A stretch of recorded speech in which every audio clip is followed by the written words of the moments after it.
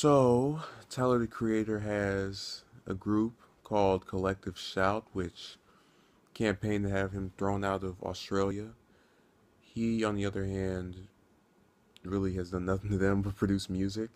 Uh, Coralie Allison, I guess is her Twitter handle. This woman that he thanked for, winning the battle against him being over there. Apparently, what that happened was that his visa was actually processed instead of being denied. So he apparently falsely reported to his fans, who proceeded to go on her account.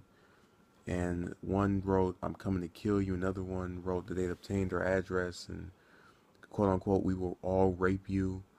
Just, little crazy things people say over the internet that really is ridiculous and crossing the line. Um, so the group has been doing this for at least 2 years of just going up against people since 2013. And Tyler the Creator has several lyrics in his songs. I'm just gonna outright say it. I don't listen to any of his stuff regularly.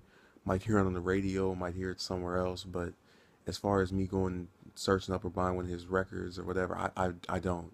I never do. And really the reason for that is just because I haven't really associated with anyone that does listen to his stuff, so he doesn't have anybody recommending it to me. But that being said, I think it's ridiculous for a whole group to go after one person. And I don't really put much blame on him. I mean, he probably genuinely thought that they blocked him out of this country or were keeping him out of Australia, uh, this group, and was saying, "Oh, yep, terrific, messing with her back, whatever." But the fans just, and not all of them, definitely not all of them, but the ones that, go and say things like that, what's wrong?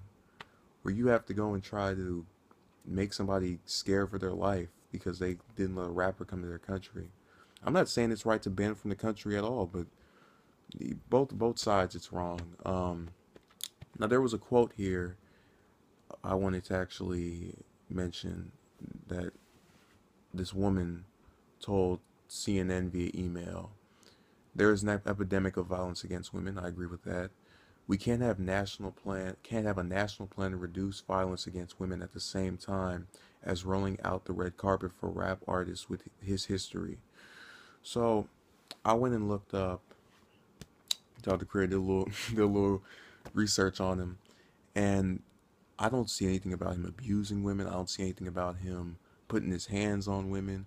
All I see is interpretations, or all I see are whatever interpretations of his lyrics, which, you know, maybe in some ways can be seen as misogynistic. I don't know. I don't listen to any of his music, and I just saw how one person counted. He said "bitch" 68 times or whatever, just in one record. About 10 songs on that. I don't condone that kind of talk, but at the same time, I can kind of. He has shown in his own personal life, and obviously, if he hadn't, we'd be hearing about him putting his hands on women, that he is capable of distancing his lyrics from what he actually does. He doesn't act them out. They're over here talking about how he had some lyrics where he was talking about having sex with somebody's corpse or something.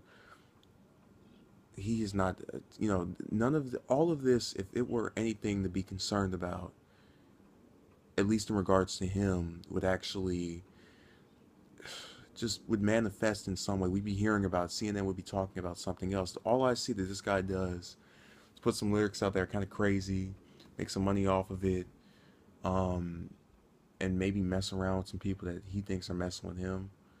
And it's really not the worst way of going about yourself. I'm not condoning the lyrics. I'm not. But what I'm saying is that he could be a lot worse.